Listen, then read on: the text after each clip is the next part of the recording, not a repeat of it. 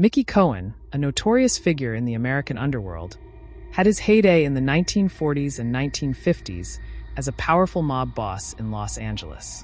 Born in 1913 in Brooklyn, Cohen's life of crime began early, starting with petty thefts and working his way up to bootlegging during Prohibition. His ruthless nature and sharp mind quickly caught the attention of major crime figures, and by the mid-20th century, Cohen was one of the most influential mobsters on the West Coast. Despite numerous arrests and incarcerations, Cohen managed to maintain his grip on the Los Angeles underworld.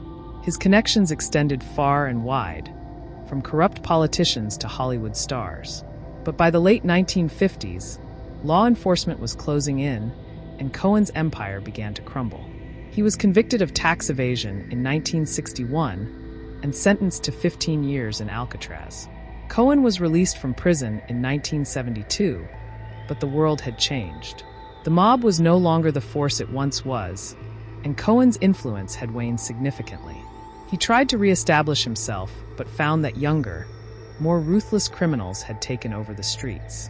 His old contacts had either retired or been killed, and his once-feared name was now a relic of a bygone era.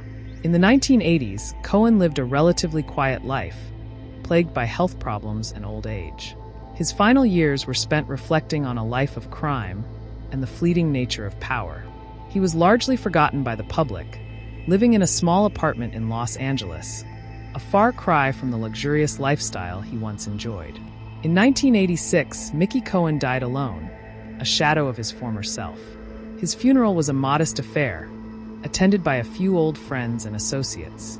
The man who once ruled the Los Angeles underworld with an iron fist was laid to rest with little fanfare.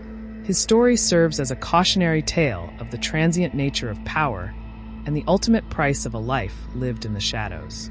Thanks for tuning into Sika Stories. If you enjoyed this story, don't forget to like and subscribe for more captivating tales.